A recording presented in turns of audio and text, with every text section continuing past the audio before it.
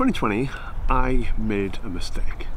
See, after 2 years of wanting to do YouTube and planning videos and filming some god-awful videos that never saw the light of day with my Nikon cameras, you know, with the jittery autofocus and all that kind of stuff, when I finally did get around to making a video that made it onto the channel, it was shot with a Samsung Galaxy S8 and just a little lav mic plugged in there, and that should have served as a sign to me that what I was going to do next was completely stupid. Now, despite this video looking and sounding perfectly fine, a month later I decided that the more video-centric Sony system made more sense than my Nikon gear, and traded the whole lot. This was so very, very wrong. So I'm making videos on my A6300, which is a great camera, by the way. Can't knock it at all. 4K, awesome picture quality, good in low light. It's a great camera. But after using it for a little bit, there was a few things that started to bother me. No IBIS for a start, no flippy screen, bloody awful battery life. I mean, I overcame the flippy screen thing. I just bought a bunch of batteries.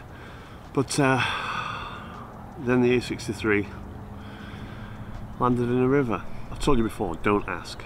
So I replaced the A6300 with an A7S to get that super low light capability, and since it didn't shoot 4K internally, I was going to buy a recorder and I was going to have this beast set up. Never happened. I decided that 1080p was enough, and I never really utilised that low light capability. So now I'm four Sony cameras in, because I've also got a Sony A7 and an A6000, and it just isn't right. I still want stabilization, I still want that flippy screen, and after using the A7S, I want 4K back even more. So I bought this, the DJI Osmo Pocket, and immediately the Sonys became completely useless for me when it came to video. The Osmo did everything I needed. It had great stabilization, it had 4K up to 60 frames a second without any of the bulk or the crap battery life. So I'm asking myself then, is this the camera I should have bought in 2020 before I did the whole Sony switcheroo? Maybe. So fast forward to 2022, I'm still using the Sony cameras for most of my photo work, but the Osmo is still my trusted video camera, and it shot most of the videos that's on this channel now. The Sony shine's completely worn off. So then on one of my many browsing sessions for camera gear, I see an Olympus EM10 Mark II for a stupid low price because the screen's dodgy. I'm not going to go through the whole story. There's a video up there if you're interested. But yeah, that pretty much sealed my Sony camera's fate.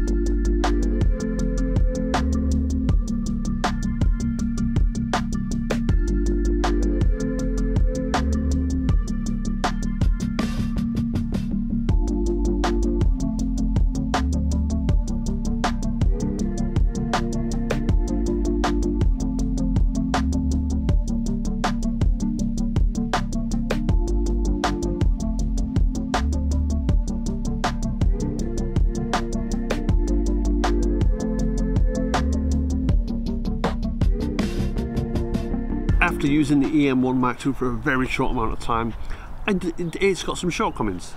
I recognise that straight away. But the EM1 Mark II eliminates all of them. So I bought an EM1 Mark II. Had I not been drawn in by the Sony hype so much in 2020, I would have probably seen that the Olympus EM1 Mark II was sitting there, silently watching me fumble my way through 4 Sony cameras, always wanting something more. IBIS, check. Flippy screen, check.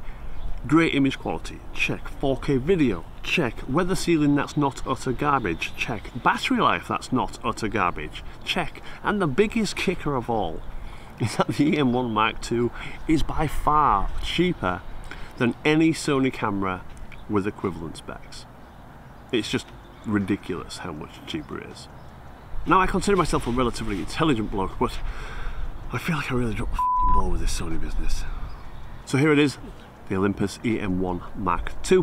After 3 years of pissing about with Sony cameras, I finally have a camera that does everything I need it to do, and it does it well. I've got rid of all my Sony cameras, and you know what? It feels awesome. Genuinely feels awesome. It's great to be able to go get my camera and know that it's going to do everything I want it to do, and I don't have to carry multiple bodies or any of that stuff. It's all right there. As I said in my EM10 Mark II video, I didn't see the point in having both Micro Four Thirds and APS-C. The performance was so close, it was like one or the other. But thinking about it, I was basing that mainly on image quality, because pound for pound, Micro Four Thirds does offer you so much more. Now the biggest thing for me with these cameras is that renewed excitement to use a camera.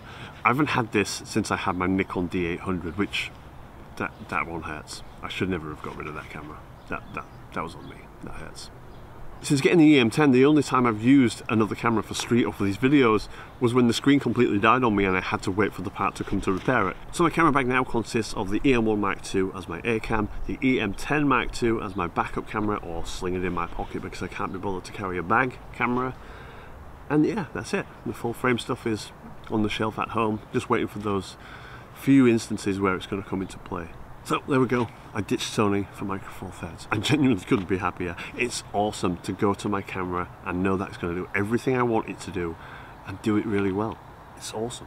I mean, to get this in Sony, I would have to get something like the A7 III, and then you're like more than double the price, plus the lenses and This is awesome. This is a great rig. Definitely should have done this in 2020. Yeah, EM1 Mark II, yes!